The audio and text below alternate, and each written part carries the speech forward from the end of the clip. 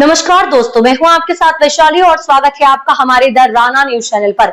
जहां हम आपके लिए लाते हैं देश दुनिया की सबसे बड़ी, सबसे ताजा और सबसे भरोसेमंद खबरें। चाहे राजनीति हो, अपराध हो, खेल हो या मनोरंजन, हर खबर तक पहुंचने के लिए जुड़े रहिए हमारे साथ। तो बिना देर किए चलिए शुरू करते हैं खबरों की ओर। नीट पेपर लीक फिर सवालों के घेरे में, क्या सिस्टम फिर से फेल हो गया? सुप्रीम कोर्ट की सख्त टिप्पणी से मचाया बड़ा हड़कंप। एनटीए पर उठे गंभीर सवाल, क्या छात्रों का भविष्य खतरे में? सीबीआई केंद्र और इसरो तक पहुंची जांच की आज, क्या बदल जाएगा पूरा एग्जाम सिस्टम या फिर दोहराए जाएंगे वही पुराने हालात? देश की सबसे बड़ी मेडिकल प्रवेश परीक्षा नीट एक बार फिर विवादों के केंद्र में है।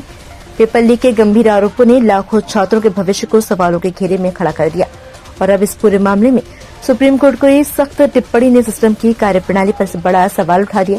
कोर्ट ने साफ शब्दों में कहा कि पिछली गलतियों से सबक नहीं लिया गया। यही नहीं, इस मामले में अब केंद्र सरकार, एनटीए, सीबीआई और यहां तक कि इसरो प्रमुख वाली समिति तक को जांच के दायरे में ला दिया गया है। नीट यूजी 2026 परीक्षा 3 मई को आयोजित की गई थी, लेकिन कुछ ही समय बाद पेपर लीक के आरोपों ने पूरे देश में हड़कंप मचा दिया। लाखों छात्रों ने परीक्षा की पारदर्शिता पर सवाल उठाए। स्थिति इतनी गंभीर हो गई कि 12 मई को परीक्षा को रद्द करना पड़ा। इसके बाद मामला सीधे सुप्रीम कोर्ट तक पहुंच गया, जहां से अब इस पर सख्त निगरानी शुरू हो चुकी है।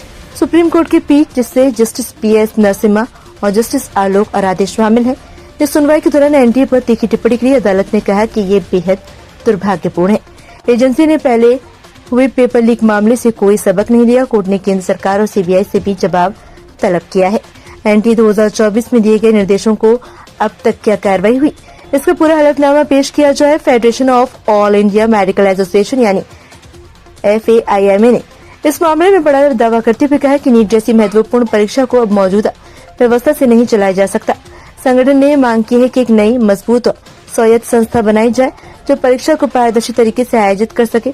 इसके साथ ही सुझाव दिया गया कि अब तक की नई व्यवस्था नहीं बनती तब तक सुप्रीम कोर्ट की निगरानी में एक हाई पावर मॉनिटरिंग कमेटी बनाई जाए, जिससे सेवानिवृत्त जज, साइबर सुरक्षा विशेषज्ञ और फॉरेंसिक वैज्ञानिक शामिल हों।